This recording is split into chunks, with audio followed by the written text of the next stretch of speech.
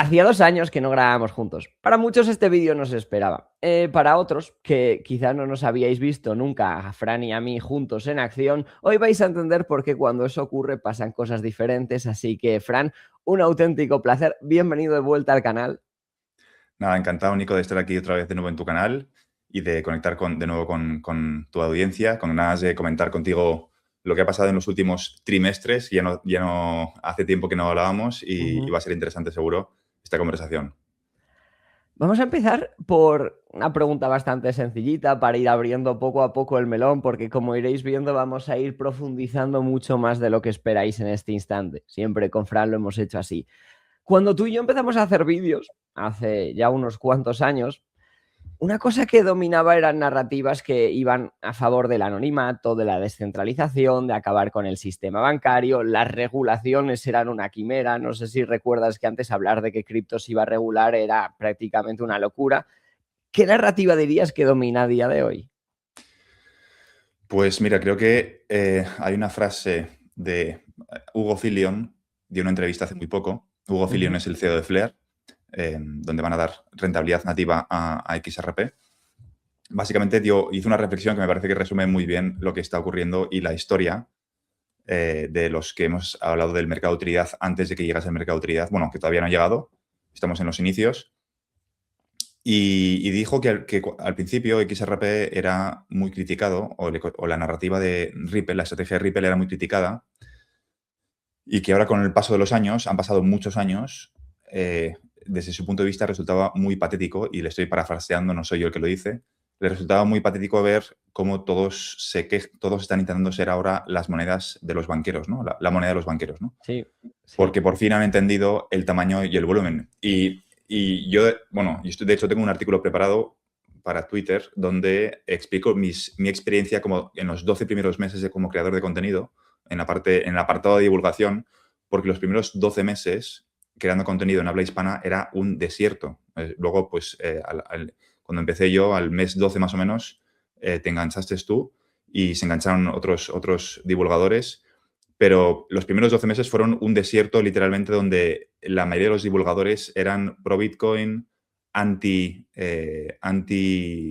bancos, sentimiento que comparto, sentimiento que entiendo, porque a nadie está de acuerdo con, bueno, todo el mundo tiene la sensación de que los bancos lo podrían haber hecho mejor, nadie está a favor de la inflación, nadie está a favor de todo lo que está ocurriendo a nivel con cómo se gestionan nuestros ahorros, Bueno, pero sobre esto podríamos abrir un debate muy bonito que quizá podamos hacer al final del vídeo, porque yo no pero creo que bueno, la inflación sea mala. la sensación, o sea, el contraste es muy...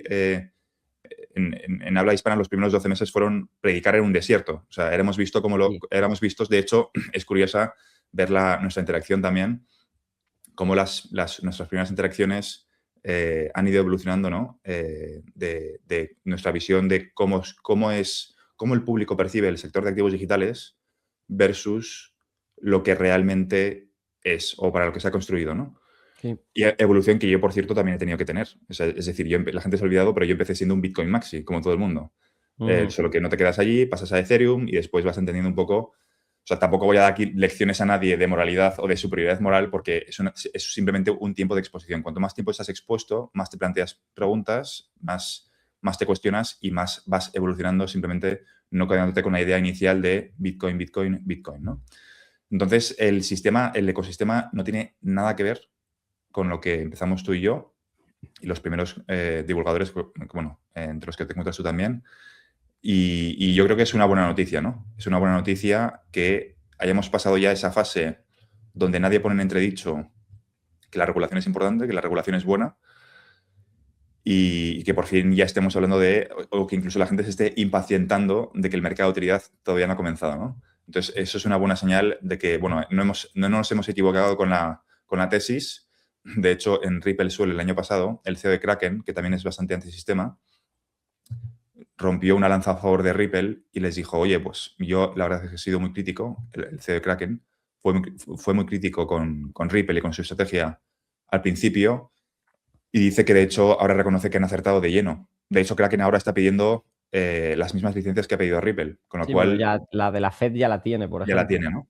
Entonces, en ese sentido, no nos hemos equivocado en la estrategia. Yo creo que hay muchas cosas que han acabado pasando que hace 4 años no eran evidentes. Por ejemplo, cuando decíamos que Ripple se iba a convertir en un banco, ¿no? Parecía, en ese momento, ahora es fácil decirlo, ¿no? Pero en ese momento había un pleito y Ripple se había dejado 200 millones de euros pleiteando contra la SEC, ¿no? O sea, en ese momento decir esas cosas requería tener una visión muy distinta, una percepción o un análisis del sector de activos digitales muy diferente a lo que te encontrabas entonces. Ahora está mucho más extendida esa narrativa, por suerte, pero ha evolucionado para bien. No sé cuáles son tus sensaciones en ese sentido. Bueno, mi sensación así de entrada, la principal, es que se me hace muy guay ahora mismo de repente volver a estar aquí escuchándote y es como si no hubiera pasado el tiempo y la verdad que mola un montón, de verdad que gracias otra vez por estar aquí. Y luego, es verdad que a nivel de sensaciones ha cambiado muchísimo. O sea, desde entrar en un mundo donde lo que se pretendía era que las criptomonedas sustituyeran al sistema financiero y crearan algo totalmente paralelo, a que de repente el gol de las criptomonedas o de la blockchain es ayudar a mejorar el sistema financiero, y ahí realmente es donde creo que empieza a cambiar. O sea, creo que todo el mundo ya hoy en día lo han entendido y lo que se está ahora definiendo es quiénes son los que ganan, quiénes son los que entran en el juego y quiénes los que no. Y obviamente Ripple ahí tiene muchas cartas. El último vídeo que hicimos, además lo estuve repasando ayer, creo que fue cuando la SEC apeló. No sé si recuerdas ese momento en agosto de 2024, donde se esperaba ver si la SEC se le cumplía el plazo. De hecho, me acuerdo que se le cumplió el plazo. Pasaron 2 o 3 días y finalmente presentó la apelación fuera de plazo y fue en aquel entonces, con un XRP en 40 céntimos, un duro golpe para toda la comunidad. Se vivió así y me acuerdo, ¿Quién solo pillase a XRP a 40 céntimos ahora, no? cambió ¿Cómo tanto cambia la unos meses perspectiva más en tarde cuestión de todo. meses? Mm. ¿Qué es lo que más te ha sorprendido que pasara de todo lo que ha ocurrido en los últimos 2 años, año y medio? ¿Y qué pensabas que iba a ocurrir que todavía no ha ocurrido? Muy buena pregunta. Pues mira, hace año y medio, no sé si te acuerdas, creo que una de las últimas veces que fui a tu canal empezamos a tocarlo. Empecé hace año y medio a hablar de la IA, ¿no? Ujú. Porque, no sé si te acuerdas, que parecía como que no pegaba, ¿no? Decías, ostras, estás hablando de XRP, de mercado de utilidad, y empiezas a hablar de la IA, ¿no? Y el razonamiento era que, o sea, yo analizo las oportunidades de inversión en base al TAM, ¿no? Total Addressable Market, el tamaño total de los mercados, Ujú. que en este caso el más grande de todos es el mercado de los derivados, que son 4.7 cuatrillones de dólares, que es la parte desde mi punto de vista más interesante porque los que sirvan un propósito en ese mercado van a tener, es donde más valor se va a crear desde mi punto de vista, ¿no? Entonces, la pregunta es, vale, una vez detectas ese mercado, ¿cuál tiene el potencial de ser más grande que incluso el de los derivados? La respuesta es la economía agéntica, ¿no? Entonces, hace 2 años empecé a incorporar algo de contenido sobre la importancia de la IA y me alegra mucho ver que Ripple ha empezado a hacer inversiones para posicionar XRP Ledger como mecanismo de liquidación en esa parte. Y, o sea, que en ese sentido me alegra que haya ocurrido, o sea, que ya estemos viendo los inicios antes, en un periodo de tiempo mucho más cercano de lo que me pensaba. Y luego, en relación al mercado de utilidad, cuando empezamos a divulgar hace 4 años, yo creo que el horizonte temporal que yo daba siempre era 5 años, sin que esto sea una predicción de fechas. Creo que hace 4 años Me decir acabas de dar el título. que Tú lo has pensado, tu cabeza te ha dicho, ay, cuidado. sí. Hace 5 No, años tenía mucho tranquilo. más sentido hablar de horizontes temporales de 5 años, ¿no? Yo creo que en la situación en la que estamos ahora, yo creo que todo el mundo da por supuesto que vamos a ver, con los pequeños flecos que faltan por cubrir, como la ley Clarity, etcétera, que vamos a ver economías de escala en los mercados financieros en cuestión de trimestres. No hace falta esperar 5 años. Eso sí, tu tesis de inversión desde el punto de entrada, sigo pensando que tiene que ser, desde el momento de entrada, esperar mínimo 5 años, ¿no? O sea, dejar que el ecosistema avance, ¿no? Si has entrado hace un año, si entraste hace un año, pues oye, ten como expectativa en cuanto al tiempo 4 años. Entonces, no puedo decir, contestando a tu pregunta, mm, me ha sorprendido.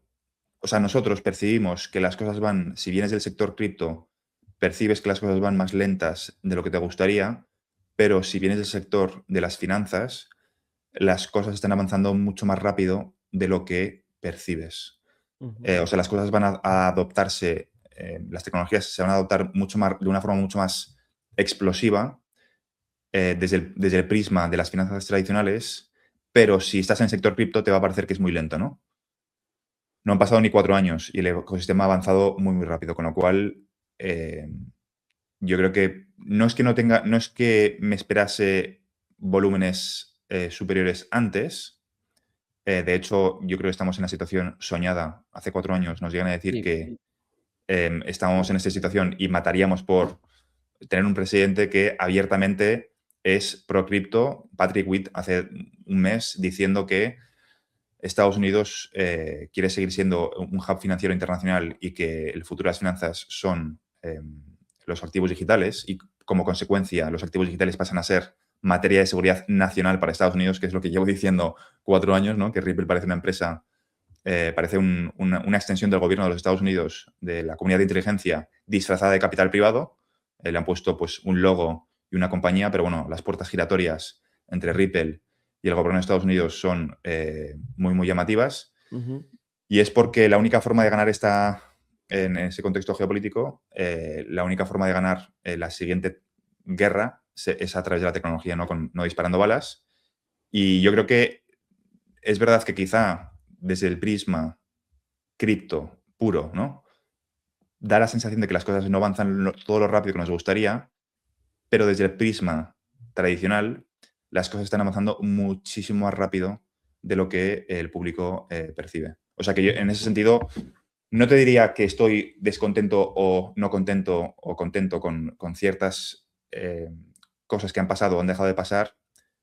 Yo creo que vamos en la línea correcta y que si has tenido paciencia 4 años, yo creo que la parte más difícil ya ha pasado. Yo lo veo como que, por ponerle un formato visual a tus palabras, porque es muy similar a lo que yo pienso, que es como si estuviéramos en una especie de ya de vórtice o de precipicio donde ya no hay una vuelta atrás, ya el punto de inflexión ya ha pasado. O sea, si tuviéramos que decir un momento catalizador, diría que ese momento ya fue pasado. Ahora simplemente es donde se van ordenando las cosas. Y por eso te quería hacer la siguiente pregunta, que es, tú llevas tiempo diciendo que hay que mirar evidencias, que no hay que mirar promesas, hay que mirar lo que hacen, no mirar lo que dicen.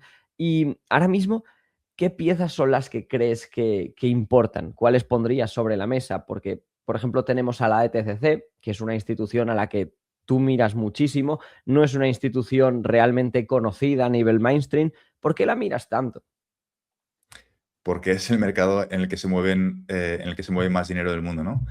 4,74 trillones de dólares, ¿no? Claro, Entonces, pero desde decir esa cifra tan grande hasta bajarlo a tierra para que un inversor normal que nos está escuchando lo entienda, ¿en qué punto esos cuadrillones de dólares pasan a representar una oportunidad para blockchain?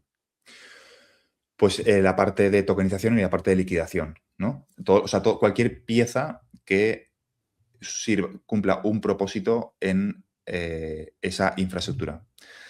Entonces, ¿qué es la TTC, no? La TTCC, los bancos, o sea, un banco minorista, Ujú. puede tener distintas verticales, pero, por ejemplo, muchos de ellos externalizan la función de los derivados y lo externalizan a casas de compensación, ¿no?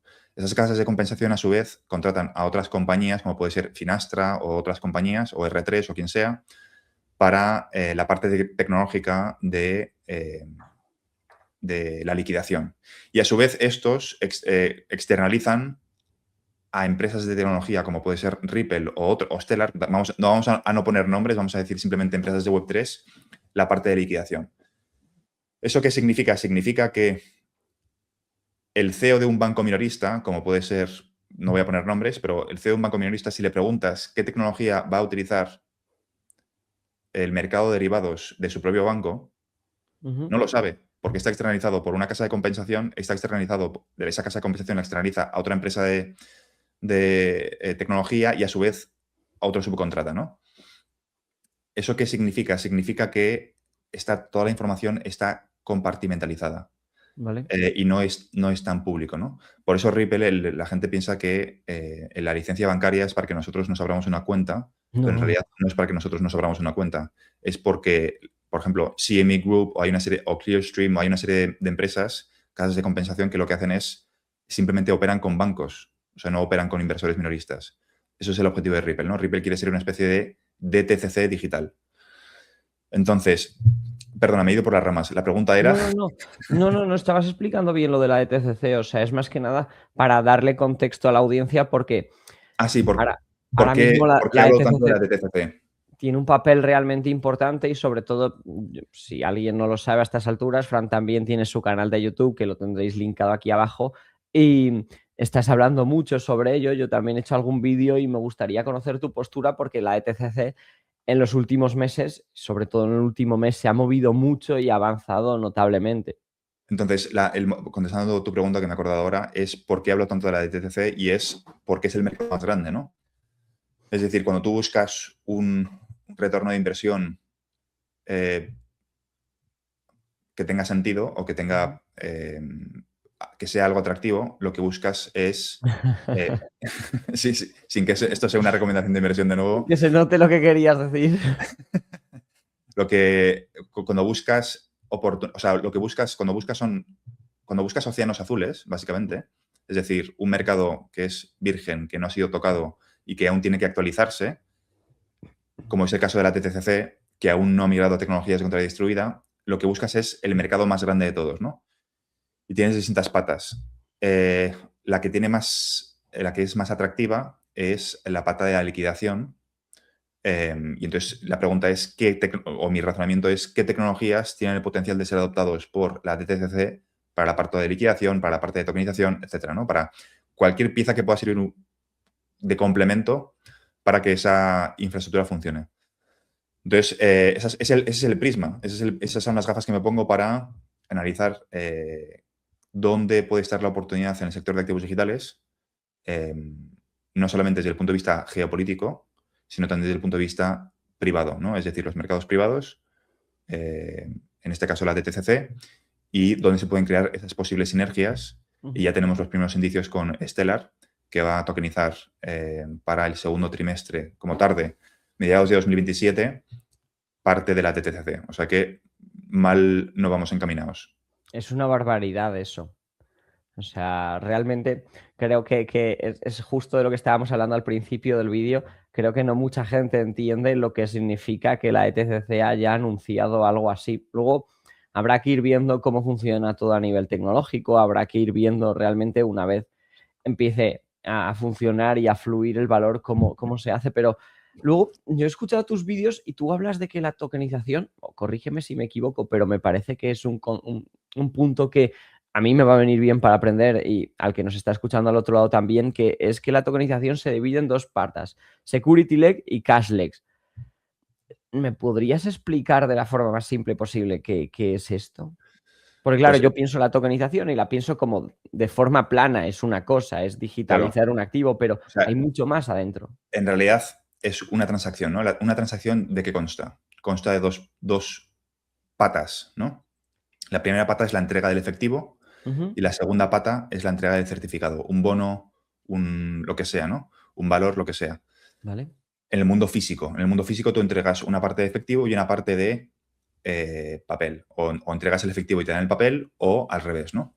Entonces, cuando la DTCC anuncia que van a tokenizar, es decir, que la entrega del papelito va a ser instantánea, la pregunta, la siguiente pregunta lógica es, ok, si la entrega del papelito va a ser instantánea, la parte de la entrega del efectivo, es decir, del dinero, también va a ser instantánea, va a avanzar al mismo ritmo que la entrega del papelito o no, ¿no? Entonces, esa pregunta la intenté contestar en el vídeo de ayer, donde analicé la historia de la DTCC y la DTCC se crea en la década de los 70, si no me equivoco, con el objetivo de centralizar O sea, antes las entregas de esos certificados y del efectivo se hacía literalmente a pie, ¿no? En temas 20, a veces incluso en barco, o sea, si era de Estados Unidos a Italia, tardaban 20 días, era una barbaridad, ¿no? Temas 20, etcétera. Entonces, con Me el paso del temas un tiempo, café por en medio en la cafetería que hay entre mi oficina y la tuya. Exacto, o sea, había una serie de riesgos bastante elevados, ¿no? Entonces, consiguen centralizarlo en la DTCC y lo consiguen hacer en temas 5, que eso ya era un récord, ¿no? Después consiguen pasarlo en el 93 de temas 5 a temas 3, en el 2017 de temas 3 a temas 2 y en el 2024 de temas 2 a temas 1. Y lo interesante es que en esas 3 ocasiones, en esas 3 mejoras, tanto la entrega del efectivo como la entrega del papelito, ¿vale? El certificado, lo que sea, el valor, el bono, se hace de forma simultánea. Es decir, tú cuando pasaron de temas 5 a temas 3, no entregaron el papelito en temas 3 y el efectivo se seguía entregando en temas 5, sino que las dos patas, tanto el efectivo como el papelito, se entregaban en temas 3. Cuando pasaron de temas 3 a temas 2, exactamente lo mismo. Tiene que estar la entrega sincronizada. Vale.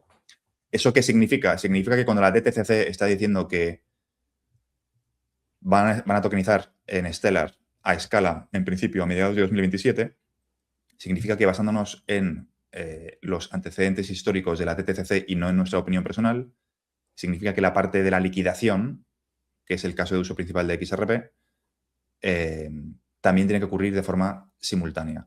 Significa que la parte que vaya a ser tokenizada en los volúmenes que toquen, esto no significa que toda la DTCC va a estar tokenizada a mediados de 2027, no. Significa que la parte que toque que esté tokenizada en 2027 va a tener que tener el equivalente en volumen en algún raíl de liquidación. Claro, para poderse enviar el activo y la liquidación. Para que se envíe a la vez. Porque la entrega del certificado tiene que venir acompañada en velocidad de la entrega del dinero.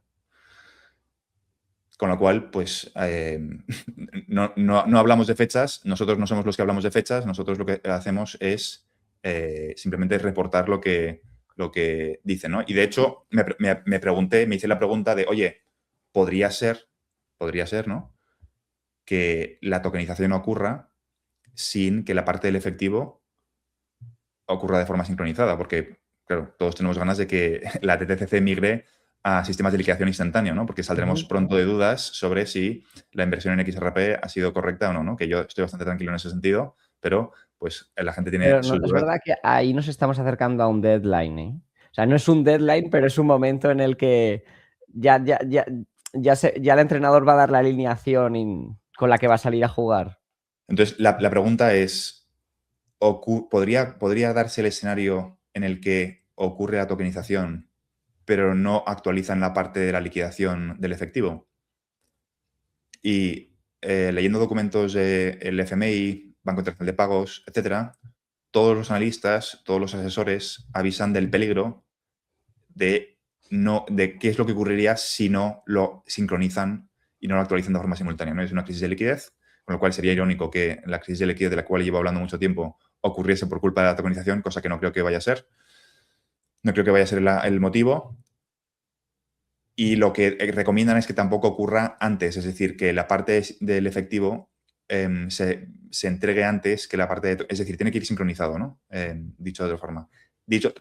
También de otra forma, los mecanismos que sirvan de liquidación para la DTC deberían sufrir un aumento de volumen antes de que esa sincronización ocurra. Los que sean escogidos por la DTCC, con lo cual sabremos con antelación, antes de que ocurra esa tokenización, sabremos con antelación porque habrá picos en ciertas blockchains, porque serán las que serán escogidas por la DTCC para servir de mecanismo de liquidación. Esta es la parte que yo creo que es más interesante y, como dices tú, va a haber una cuenta atrás, pero también va a depender del volumen. Es decir, si la TTCC hace solamente 500 millones de dólares en Stellar, pues tampoco es economía de escala. Si se hacen 500 millones de dólares en Stellar a mediados de 2027, no me sirve, ¿no? Tienen que ser trillones de dólares a escala y con porcentajes muy elevados para que empecemos a ver realmente tracción. O sea, yo creo que tampoco hay que fijarse mucho en las fases iniciales, sino hay que darle recorrido, ¿no? O sea, porque dice, no, ha empezado con un 0,001%. Sí, sí, sí. No es representativo. O sea, hay que darle No. recorrido y dejar que decidan.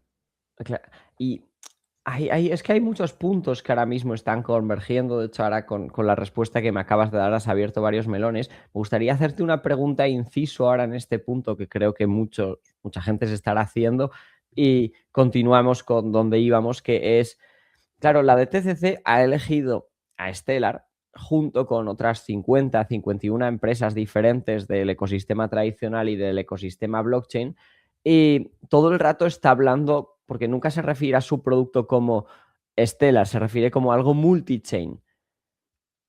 ¿De qué forma crees que vendrán esas otras chains anunciadas o quizá no tengan ni por qué anunciarlas? ¿Por qué y cuál es el papel exacto que cumple Stellar, o Stellar simplemente cumple un papel que luego otras blockchains también cumplirán de forma similar, pero que aún no han sido anunciadas?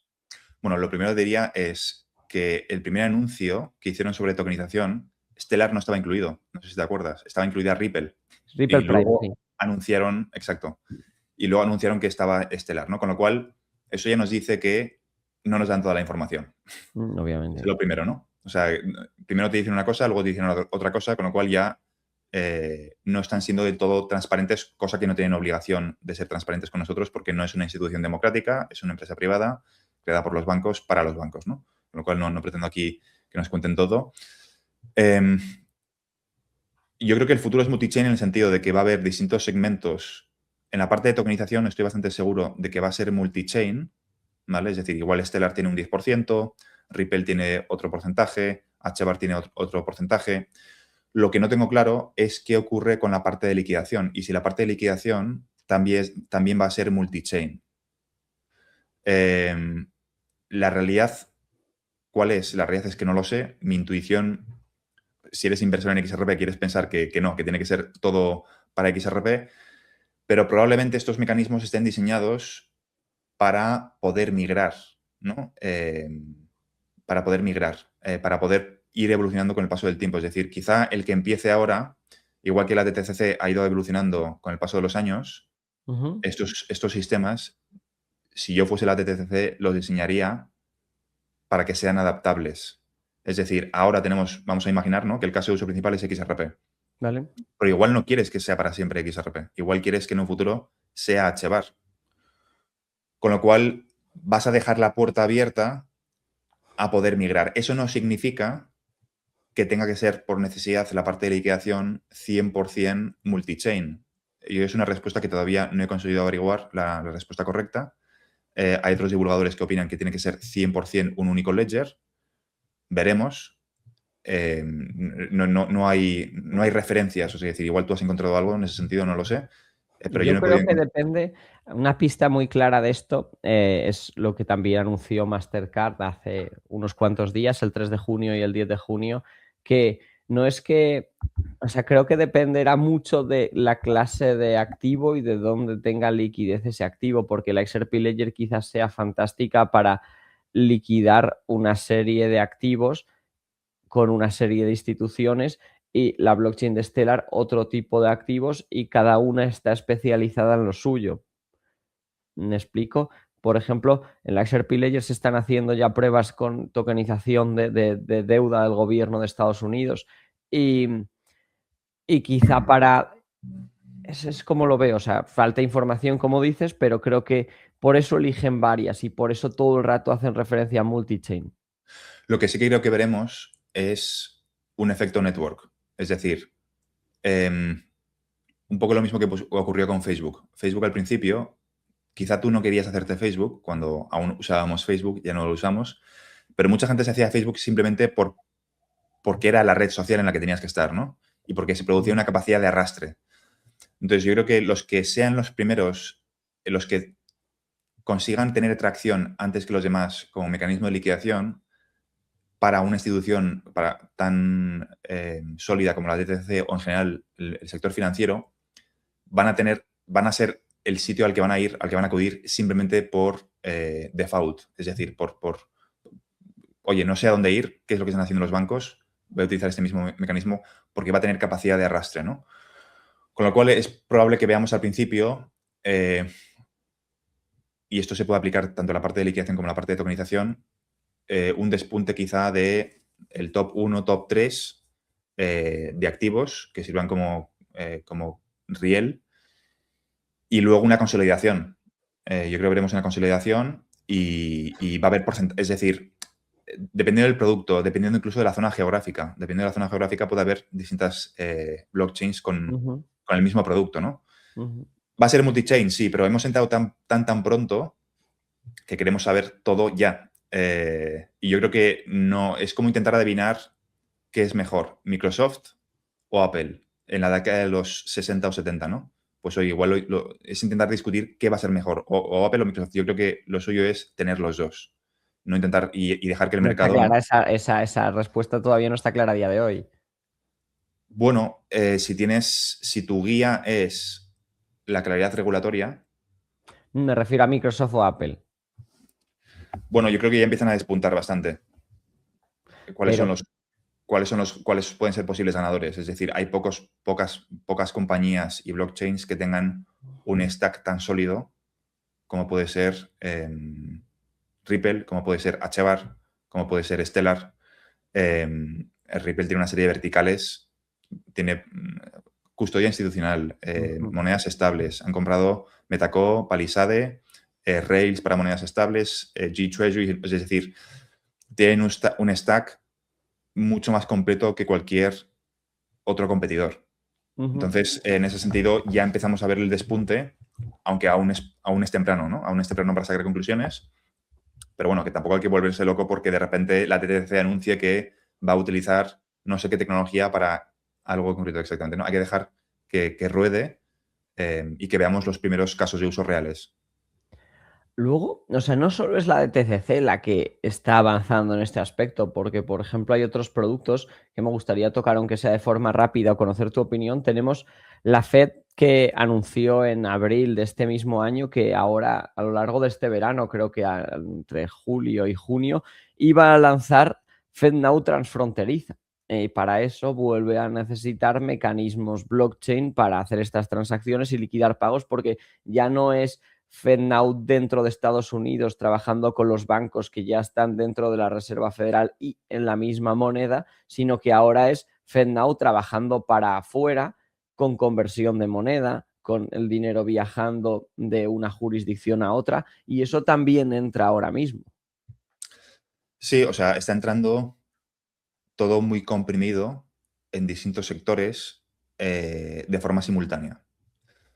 Entonces, bueno, yo creo que no es más que una buena noticia porque, o sea, volviendo un poco al ejemplo del mercado del eurodólar y el petrodólar, ¿no? El eurodólar, desde que se creó hasta que se generó el petrodólar, pasaron como 20 años, ¿no? Porque pues, el eurodólar necesitó años para ir creándose, cogiendo profundidad, liquidez, y luego al cabo de 20 años existió la posibilidad de crear un petrodólar.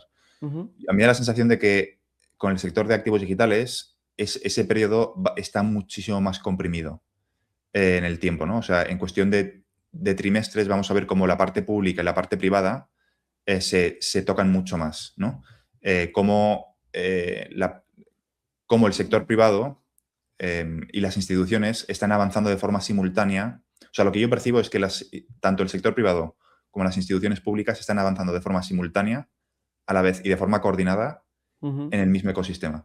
Y eso se ve reflejado en la DTCC, se ve reflejado en Scott Bessent diciendo que quiere formar parte de un nuevo Bretton Woods 2.0, se ve en los documentos del BIS, se ve en los documentos del Fondo Monetario Internacional, se ven los documentos. Entonces, yo creo que no es casualidad que veamos que todo está avanzando de forma simultánea, de forma sincronizada, a la vez en un timing muy comprimido en el tiempo, sin saber cuál va a ser el primer caso de uso, la TTCC, ¿no? La Fed. O todos Y a la vez.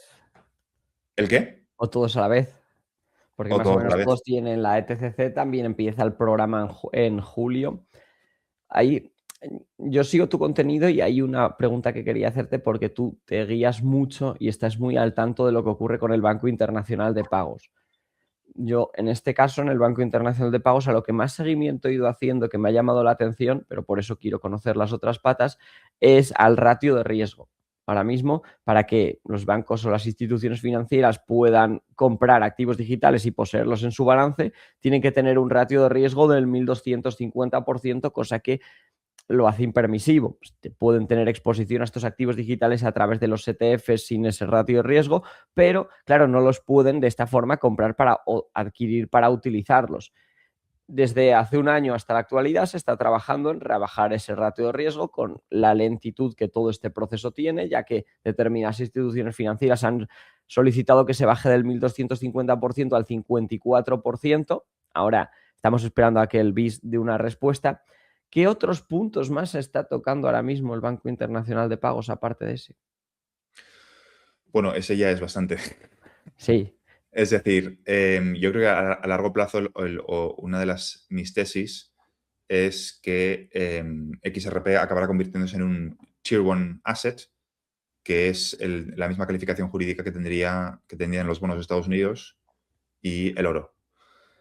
Entonces, eso cambiaría por completo la percepción que tiene la percepción que tienen los reguladores, bueno, no los reguladores, sino el público en general de el sector de activos digitales o de la capacidad real de esas tecnologías. Eso significa, en términos de rentabilidad, Uh-huh. que podrías poner tus activos a trabajar o pedir un préstamo y te darían un préstamo por el valor del 99% del total de lo que aportes, ¿no? Ahora mismo, cuando pones XRP como colateral, no te dan un 99%, tienes que poner 60-40. 40, sí, sí. Exacto. La proporción esta, ¿no? Que sea considerado un Tier 1 Asset lo que hace es que te den un 99% del valor que tú aportas. Y se considera uno de los activos más sólidos. Y yo creo que vamos hacia ese escenario. Lo que no sé es cuánto tiempo tarda y qué tiene que ocurrir en el proceso para que eso acabe siendo una realidad. Bueno, Quizá de una crisis. entrada, no tener prácticamente volatilidad. No tener prácticamente volatilidad, exacto. No tener prácticamente volatilidad.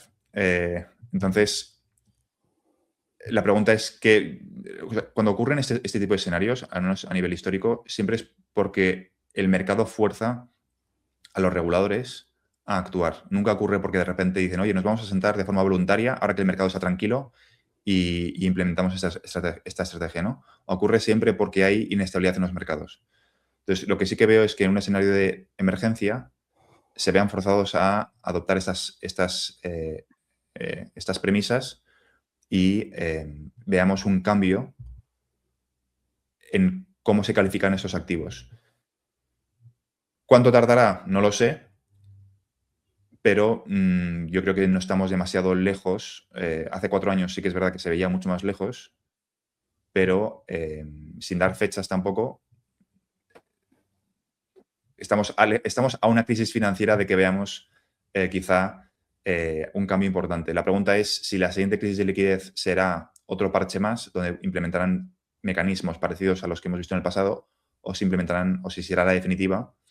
Esa es la respuesta que todavía no sabemos. Parece que la siguiente puede ser la definitiva que fuerce el cambio, pero la respuesta es que no lo sé. La realidad es que no lo sé. Me gusta porque en unos minutos vamos a acabar llegando ahí, porque en los últimos 2 años cada uno hemos seguido estudiando lo mismo, pero por verticales un poquito diferentes y vamos a acabar llegando a la misma conclusión por caminos muy distintos, como esa crisis de liquidez es necesaria. Ahora vamos a llegar ahí, pero sí me gustaría ir avanzando un poco más por dentro para que la gente entienda el razonamiento, porque acabaremos llegando de forma muy lógica hasta ahí. Vemos ahora mismo, ya el que nos está escuchando entiende, punto número uno, que es inevitable que esto ocurra. Incluso inevitable diría que es una palabra muy laxa para que es algo que ya está ocurriendo, ya es una auténtica realidad. También está entendiendo que los plazos ya no son excesivamente largos, sino que está entendiendo que estamos hablando de un tiempo más corto al que por lo menos había hace 2 años, de manera bastante obvia, pero que encima diferentes eventos de la DTCC, Banco Internacional de Pagos, regulaciones, etcétera, están de repente confluyendo en los próximos meses. Y ahora necesito que esta además es una pregunta que yo quiero hacerte a nivel personal, que destapemos el por qué la XRP Ledger. Porque hay mucho escepticismo, no por mi parte, no por la tuya, pero de JP Morgan tiene su propia blockchain, Bank of America tiene su propia blockchain. Luego, entre diferentes instituciones bancarias han sacado Canton Network, que es una blockchain permisionada. En tu opinión, ¿de qué manera encaja la XRP Ledger en todo esto? Vamos a no decir XRP Ledger, vamos a decir blockchain públicas, ¿vale? Bien. Para contestar la pregunta, para no generar tribalismo. Porque Yo pienso alguno que te dirá que es la de Bitcoin, ¿verdad? claro, habrá gente que te va a decir que es la de Bitcoin o que van a ser otros La rieles, de ¿no? Dogecoin y Por PP. ejemplo. Entonces, esta analogía creo que la hemos puesto alguna vez.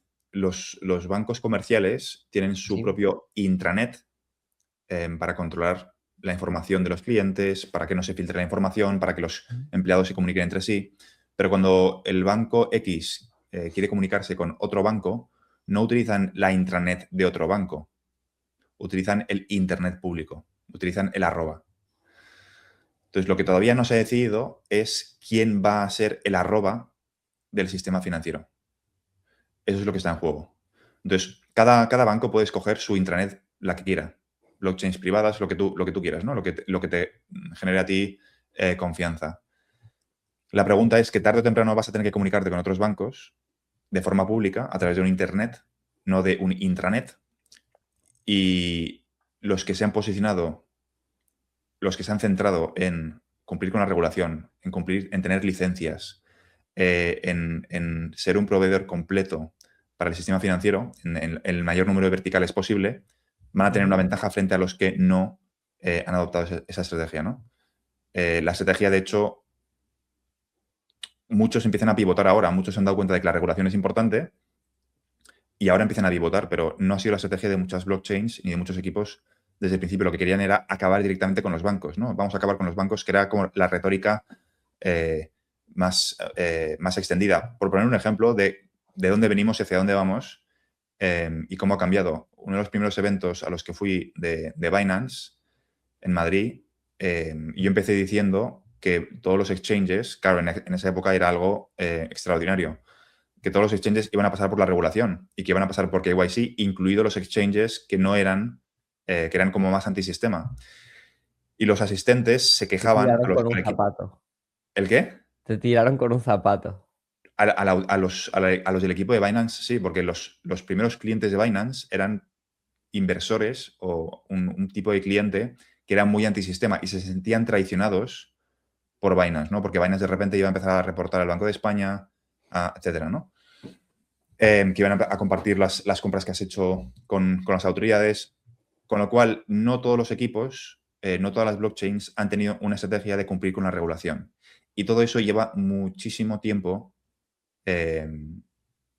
Cuesta mucho construir esa capa de confianza, esas relaciones.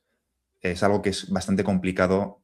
O sea, los bancos son las instituciones más conservadoras de todas. No puedes de repente plantarte allí y decir, oye, trabaja conmigo, ¿no? No es tan fácil y ni siquiera con Ripple. O sea que en ese sentido, no porque XRP, no porque XRPL, sino que es que son de los propios pocos equipos que han estado desde el principio con una estrategia clara de querer establecer relaciones con los bancos.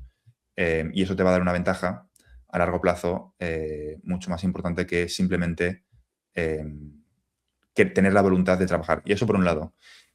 Y luego, por otro lado, que es hasta qué punto esto es libre mercado y hasta qué punto esto se decide con antelación, ¿no? O sea, desde mi punto de vista, XRPL fue diseñado específicamente, no es que creas en la blockchain y dijesen, oye, vamos a ver dónde encaja esto, sino que fue diseñado desde el principio para un uso bancario. Cuando tú diseñas una blockchain desde el principio para un uso bancario, ahora estamos empezando a ver que todas esas características encajan mucho mejor para las necesidades de los bancos que simplemente una blockchain a la que tienes que ir poniendo parches para que pueda ser compliant con las necesidades de los bancos. XRPL en ese sentido lo tiene integrado de forma nativa en muchos aspectos. Sí, Entonces, la atomicidad y el CEX, por ejemplo. el DEX. el DEX, no, el CEX no, el DEX, Lo he el dicho Exchange mal. eso, sí, sí. Y muchas otras cosas, o sea, todas las, que la gente se mire los amendments de XRPL, ahí vais a poder ver cada mejora se hace con una cosa en mente, ¿no? Podéis coger a Claude y le preguntáis, oye, ¿esto exactamente para qué sirve este cambio? ¿Por qué se implementa? ¿No? Y os vais a ir sacando toda la información. Con lo cual, bueno, no porque XRP, vamos a dejarlo más amplio. ¿Por qué blockchains públicas? ¿No? Yo creo que esa es la pregunta real. Al final, en mi tesis, o sea, en mi forma de verlo, después de indagar mucho, porque claro, son preguntas que uno necesita responder, em, la blockchain pública acaba siendo como una capa base para liquidar entre instituciones o entre entes sin confianza entre sí, porque si, por ejemplo, Bank of America confía en JP Morgan, pues pueden trabajar sobre una blockchain, o sea, cada uno en su blockchain individual, pero luego liquidar entre ellos en una blockchain conjunta y preaprobada por ellos. El problema será si uno de los dos tiene más control que el otro ahí, pero mientras pueda ser una blockchain premisionada como Campton ahí en el medio para que ellos trabajen, genial. El problema es cuando tenemos, como por ejemplo lo que ocurre con FedNow, que salir de Estados Unidos para comerciar con Santander, para comerciar con Barclays, para comerciar con Deutsche Bank, para comerciar con SBI. Y ahí es donde la confianza ya no es la misma y necesitas una capa diferente, que ahí es donde creo yo, a mi entender, que juega el papel la blockchain pública. ¿Estás de acuerdo? 100%, 100%. Y eso es lo interesante, ¿no? Que todavía no ha sido decidido. ¿Tú Entonces, crees de verdad que no ha sido decidido ya? no, digo O que sea, no ha estamos sido, hablando de, nos están enseñando el tráiler, la película ya se ha grabado. o sea, no ha sido anunciado. Es Eso es. decir, Vale. por eso digo que, y por eso me gusta analizar tanto el tema de las puertas giratorias, ¿no? Cuando tú, y por eso es tan importante Ripple en ese sentido, cuando hice esa famosa infografía, donde se ven todas las puertas giratorias de todas las autoridades públicas americanas, ex altos cargos del gobierno, que han trabajado para Ripple, no me voy a repetir, pero ya las conocéis, los sospechosos habituales, Michael Barr, Rosy Ríos, etcétera, y compañía. Bueno, también tenemos ahora no me acuerdo el nombre, Donagüe. La TTCC tiene a 3 personas, y también hice una infografía sobre eso, el ex CEO, un ex director de producto y otra persona más, que no me acuerdo exactamente ahora cuál era el nombre, que pivotaron de Ripple a la TTCC en cuestión de años y crearon básicamente, bueno, lo dejamos ahí, vamos a dejar que la gente saque su... ¿Has seguido a Jess Cheng? Sí, Jess Cheng también, que trabajó en el Fondo Monetario Internacional y en su propio currículum de LinkedIn nombra a XRP. Si le echáis un vistazo a su LinkedIn. O sea, hay una serie de personas que giran alrededor Pero de... Jess Cheng trabajó en Ripple. Trabajó en Ripple, sí, sí. Ahora está en el Fondo Monetario Internacional, creo. Ahora está en algo, ahora está en un despacho de abogados ayudando a conseguir las licencias de la Fed Master Account y la OCC a empresas blockchain como Kraken, Buah, como Circle, como como, ya, Ripple. como Ripple, ya. Ellos mismos se lo guisan, Sí, ellos sí, mismos sí, se sí, lo sí. comen, ¿no? Es decir, te ayuda a construirlo y luego te ayuda en la última milla a que llegues a la ventana. Entonces, cuando eso está relacionado con la pregunta anterior, el análisis de las puertas giratorias es un análisis poco convencional, ¿no? Porque la gente lo que hace es, no voy a estudiar los tokenomics, voy a estudiar otros criterios, ¿no? El equipo de marketing, cuáles son el balance de la empresa. Y yo he tenido otro enfoque que es qué es lo que le interesa a Estados Unidos desde el punto de vista de seguridad nacional. Y cuando empiezas a ver todas las puertas giratorias que hay entre la Fed, el Tesoro, OCC, FDIC, FMI, BIS, etcétera, Foro Económico Mundial, empieza a girar siempre en torno a un puñado de compañías, Stellar, Ripple, H-Bar y para de contar. Entonces, teniendo en cuenta ese criterio y es que las conexiones son importantes, quiénes son tus amigos y quiénes te defienden es importante, al final ni siquiera es qué tecnología es la mejor. Es si tienes los amigos, si tienes suficientes amigos en las situaciones, en los circuitos correctos para llegar a la meta final, ¿no? Y yo creo que hay una frase de Charles Hoskins que dio una entrevista hace poco, se quejaba un poco del CEO de Ripple, decía, no, es que me da la sensación de que Brad ha subido por la escalera y luego ha quitado la escalera, ¿no? Como diciendo, él ha subido a la parte ganadora y se ha olvidado de todos los que lo estuvimos defendiendo. Yo creo que eso es él, yo creo que esa reflexión es Charles dándose cuenta de que no basta con ser la mejor tecnología, tienes que tener los amigos correctos, ¿no? Por eso creo que Ripple en concreto es tan especial, XRPL también, aunque son entidades diferentes, y es cuestión ahora de ver qué le interesa a Estados Unidos en los próximos trimestres implementar para estabilizar los mercados. Antes de ir con la pregunta que todo el mundo quiere que resolvamos, que es cómo un token captura valor, quiero hacer un inciso porque es algo que además traigo de conversaciones pasadas que hemos tenido juntos, que es que muchas veces la de TCC, por ejemplo, en este caso está anunciando lo que hace, pero ni siquiera tendría por qué hacerlo. Vemos, por ejemplo, el anuncio de Mastercard. Y estaba desgranando y tratando de entender, hay uno relacionado con la IA y otro relacionado con la liquidación. Van a liquidar pagos con stablecoins. Pero lo que más me llamó aquí la atención, porque era mi gran pregunta, vale, pero el usuario tiene que pagar con stablecoins o no. Y la respuesta es que el usuario no se va a enterar de nada. Para el usuario la experiencia sigue siendo exactamente la misma, ir y pagar con la tarjeta, ponerla en el datáfono y fin, y ya es la institución financiera la que decide si lo liquida por la vía tradicional o vía stablecoin y qué stablecoin elige y qué cadena de bloques elige para liquidarlo.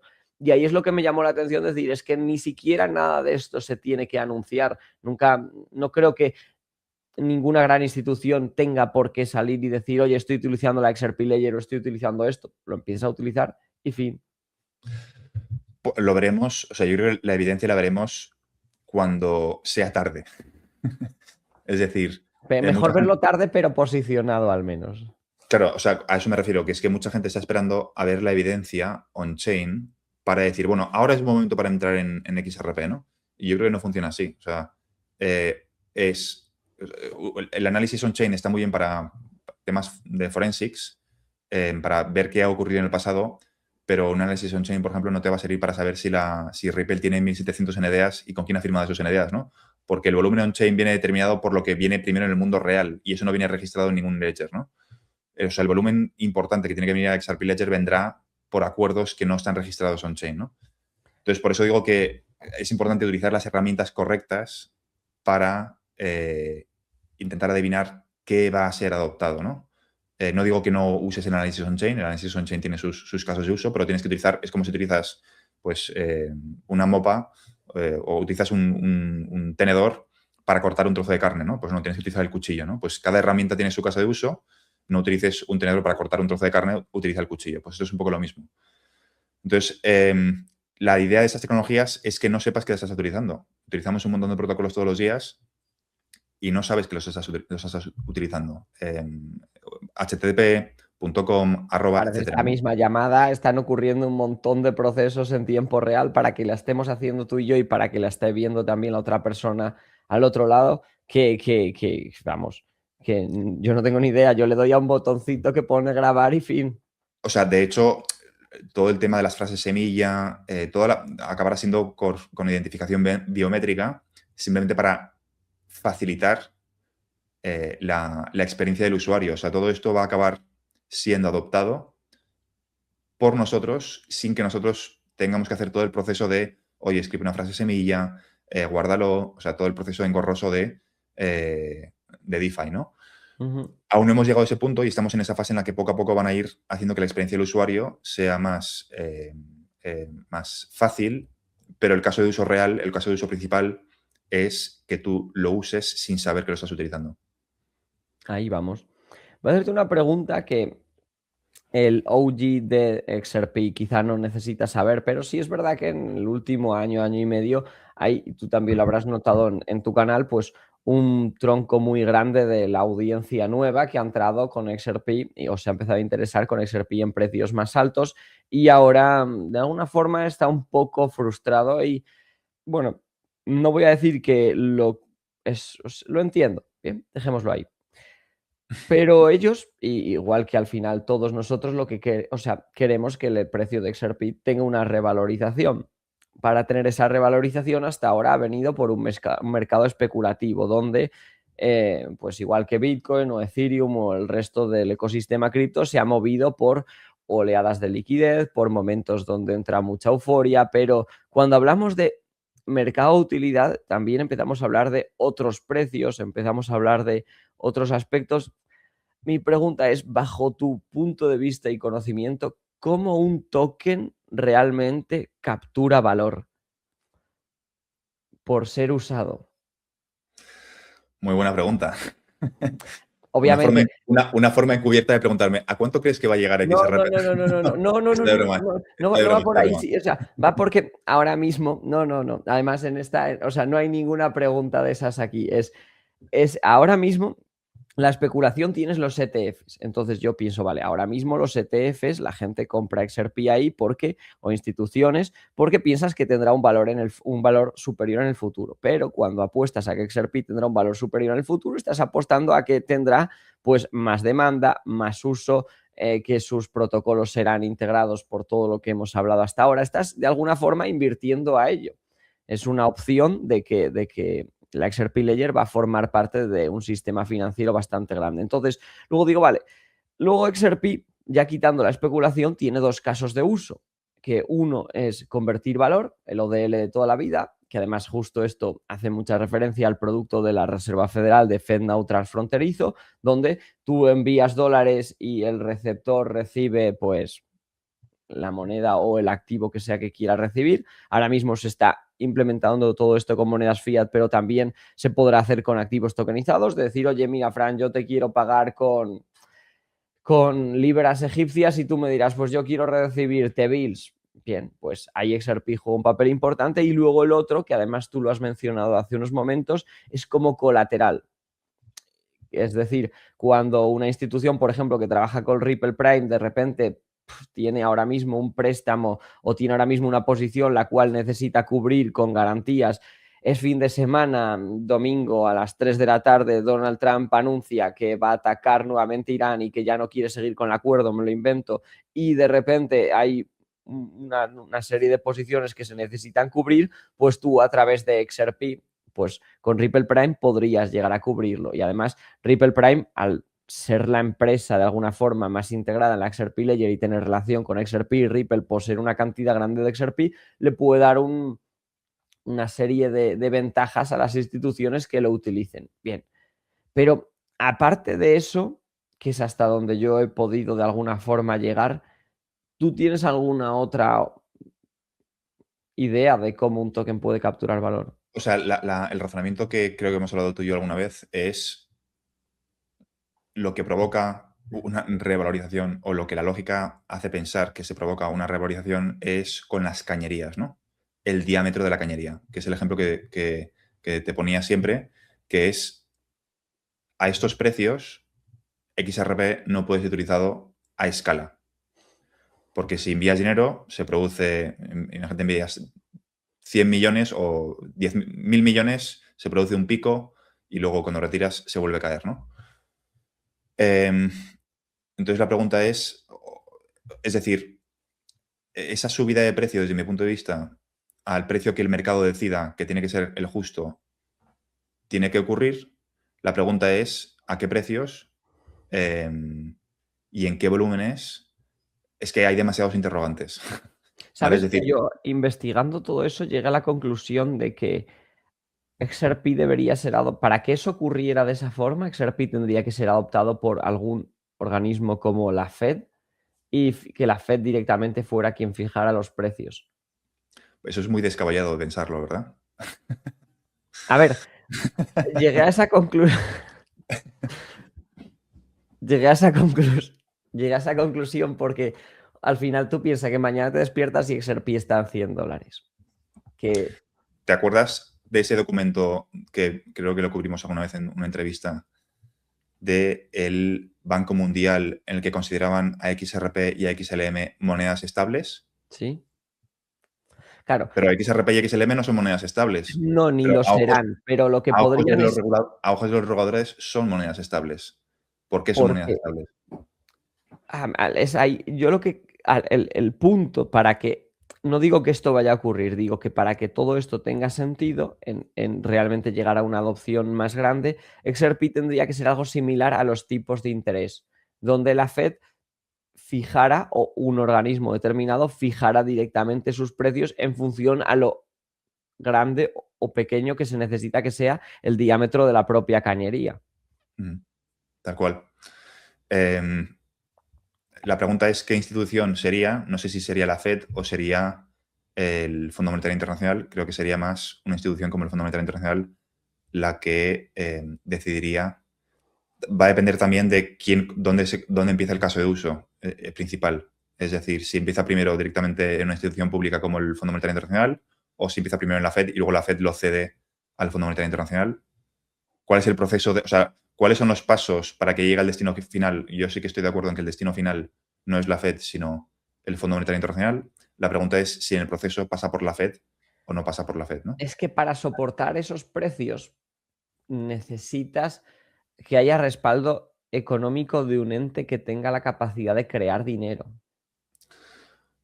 O El Banco Internacional de Pagos no es a ver, creador de dinero. repite la.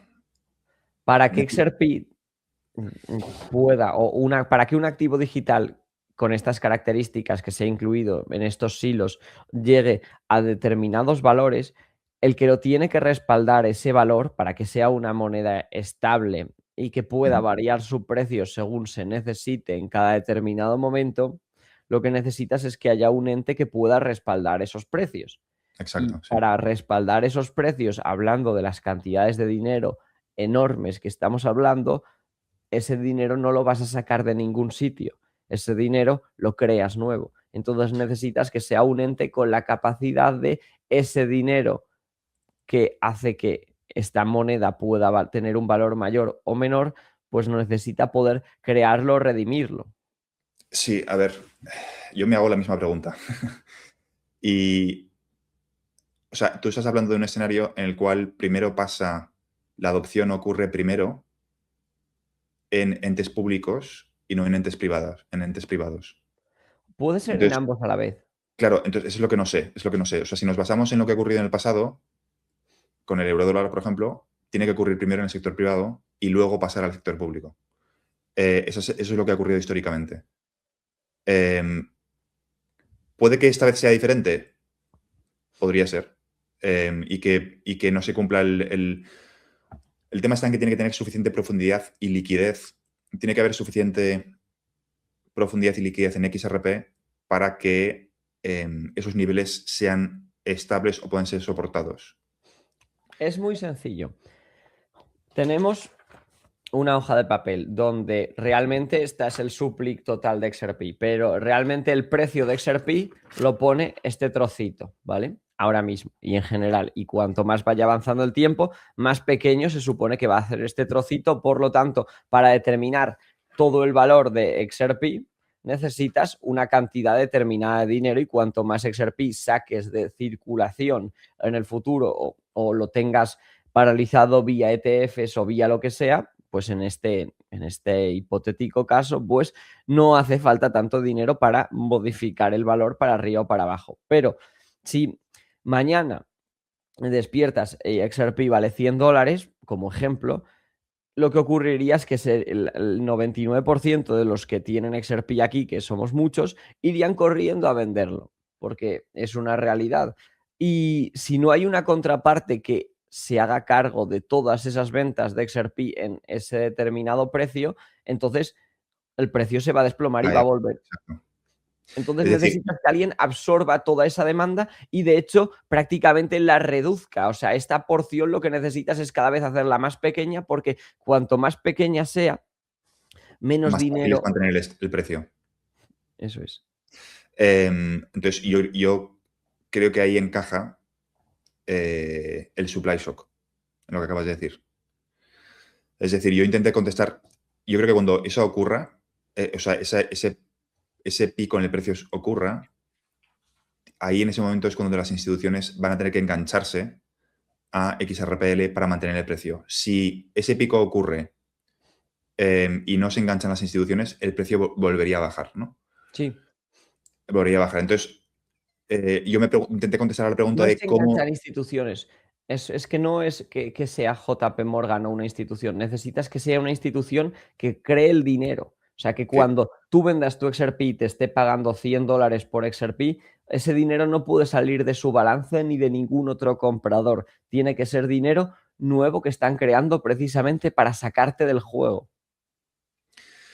O te lo compran porque ellos previamente ya tienen XRP o tienen suficiente liquidez para comprártelo. Sí, claro, pero si echas el cálculo, realmente son cantidades elevadísimas y sale más a cuenta. O te lo compran, ese puede ser un punto, pero a ti lo que necesitan es sacarte de aquí.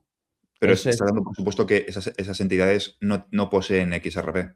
Mm, El retail tiene un porcentaje muy, muy pequeño mm, de todo el supply, ¿no? Con lo cual, cuando se produce esa revalorización, sus balances también se ven afectados. sí. Y luego esa es precisamente la ventaja que tiene XRP frente a una stablecoin. La stablecoin no varía de valor, no crea dinero fantasma y con XRP puedes crear dinero fantasma y modificarlo y hacer más grande o pequeña la tubería. Con la stablecoin la tubería siempre es exactamente igual. Mm. Pero el punto es que para estabilizar el precio necesitas Que haya un flujo, o sea, que entre el mercado de utilidad, que haya un flujo constante de capital enviándose a esos volúmenes. y que no haya gente queriendo especular. Necesitas sacar a los No, especuladores. porque es absorbido. O sea, Claro, la gente va a pero vender. La gente se en la subida va a absorben, vender. se absorben, pero una vez absorbidos necesitas que no sigan entrando, porque al final Exacto. la Fed hipotéticamente sería quien determinaría si sube o baja el precio, igual que los tipos de interés. Lo determinaría en función de lo que el mercado necesite. O sea, yo creo que una vez entre el mercado de utilidad, los que han vendido lo van a tener mucho más difícil para volver a recomprar. Porque no es un producto que está diseñado para nosotros. Vas a poder comprar quizá ETFs, ¿no? Vas a poder comprar exposición a la volatilidad del precio. Ujú. Pero la tecnología en sí, o sea, lo que es poseer en una billetera fría, bueno, no lo posees, pero tienes el control a esos activos a través de una billetera fría. Una vez te desprendes de eso, va a costar mucho más entrar al circuito. Y la pregunta es cómo se produce ese incremento a los niveles suficientemente altos para que los mercados financieros puedan utilizarlo a escala, ¿no? Eso es lo que intenté contestar. Creo que no lo hemos hablado tú y yo nunca.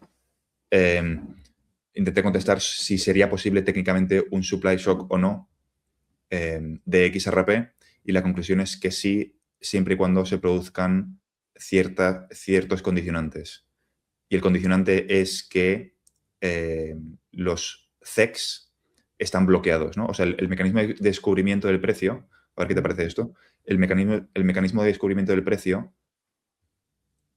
ahora, en circunstancias normales, viene determinado por el CEX, ¿no? Y luego, en segundo lugar, está el DEX de XRP y, en tercer lugar, los AMMs. Lo que ocurre es, o sea, existen también otra figura que son los arbitrajistas, que están constantemente comprando, por ejemplo, con fracciones de diferencia de precio entre el DEX nativo de XRP y el CEX, ¿no? Y si en un sitio es más barato, lo compran en el sitio más barato y lo venden más caro, ¿no? Y van equilibrando el precio. Y eso ocurre cada 3 a 5 segundos. En un escenario de crisis de liquidez, donde los CEX están bloqueados, el mecanismo del precio no viene determinado por los CEX, sino que pasa a ser determinado por el DEX. Y lo que marca la diferencia entre XRPL y otros activos es que tiene AMMs integrados. Y el problema con los AMMs integrados es que necesita mantener una curva, o sea, necesita mantener una constante, ¿no? 50-50, por ejemplo.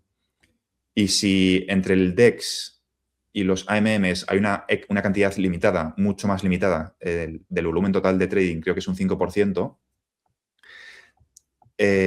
lo que van a hacer los arbitrajistas es empezar a fijar el precio en base a la relación y a las sinergias que se generan entre el DEX y el AMM.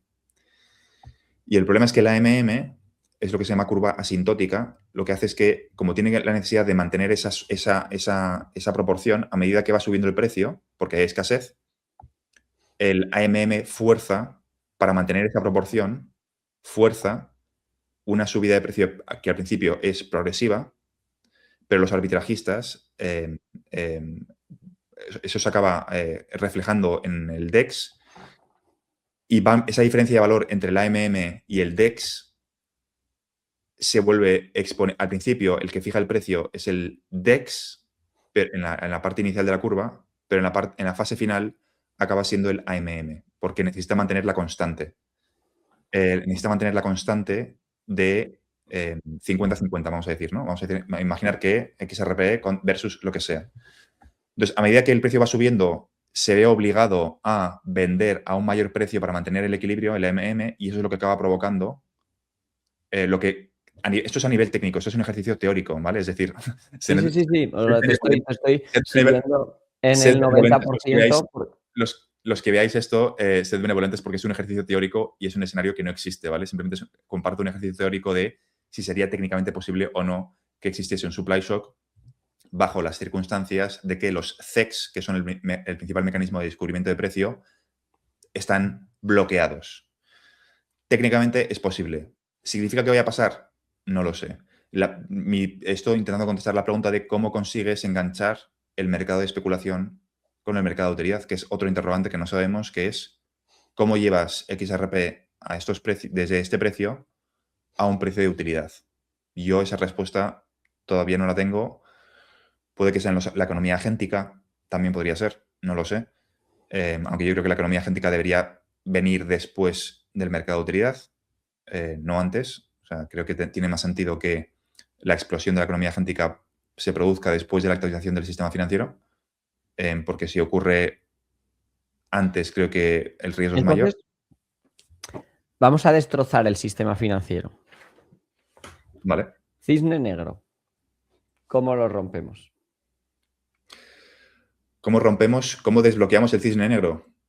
O sea, claro, para después de haber hablado muchas veces contigo, una cosa que siempre, al menos creo que te he entendido así, dime si me equivoco, es que el sistema financiero no va a cambiar por las buenas. Tiene que haber un evento, tiene que haber algo que ocurra que fuerce que las cosas se tengan que dar.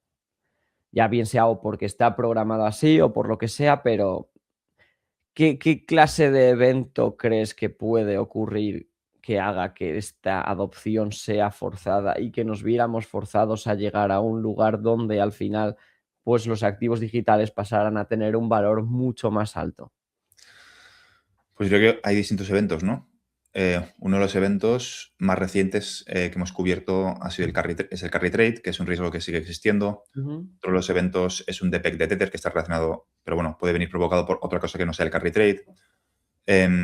Puede haber una crisis en el crédito privado, como está ocurriendo en Estados Unidos. O sea, es decir, hay muchas palancas que pueden provocar una crisis de liquidez. No sé cuál. Voy a poner una metáfora. Imagínate un cubo, ¿vale? Un cubo que desde fuera tú ves una grieta, ¿vale? O vamos a imaginar que ves un cubo y ves tres grietas desde fuera, ¿vale? Y cada grieta, tú lo que no ves es cómo esas grietas se conectan dentro del cubo entre sí. No sabes si la grieta 1 está conectada con la grieta 3, no sabes si la grieta 3 está conectada con la grieta 2, o si dentro hay un sistema de túneles de grietas y en realidad hay 7 agujeros, aunque tú desde fuera veas 3, ¿no? Pues el sistema financiero es un poco lo mismo. Es opaco y no vemos qué hay detrás. Es decir, no vemos, lo saben los reguladores o los reguladores lo intuyen, y lo que vemos cuando ocurren estos eventos es que ponen parches para que cuando se empieza a inundar una de esas grietas, compartimentalizar ese contagio, ¿no? O sea, que no pase a otras grietas. Entonces, intentar adivinar hasta dónde va a llegar ese contagio creo que es bastante difícil. Podemos intentar decir, oye, cuidado, aquí hay una grieta, oye, cuidado, aquí hay un problema con Tether, oye, cuidado, aquí hay un problema con el crédito privado en Estados Unidos. Lo podemos señalar, pero luego intentar adivinar exactamente cómo va a ser todo el proceso, pues podemos hacer los ejercicios y de hecho yo los hago, pero yo creo que cuando veamos esa crisis de la cual hemos hablado siempre, acertaremos probablemente en algunas cosas, no acertaremos en otras y veremos que hay cosas que antes no conectábamos que acaban teniendo sentido y acaban teniendo conexión, ¿no? Dicho esto, veremos cómo evoluciona. Yo creo que no estamos muy lejos de algún tipo de problema sistémico. Y es cuestión de tiempo ver en qué punto van a poner, otro ejemplo, ¿no? La teoría de imagínate una fila de dominós. Los reguladores en algún momento, cuando empiezan a caer las piezas del dominó, en algún momento los reguladores ponen una mano delante, ¿no? Entre una pieza y otra. Y la mano la pueden poner entre la distancia de la pieza 3 a 5 o de la 10 a la 13, ¿no?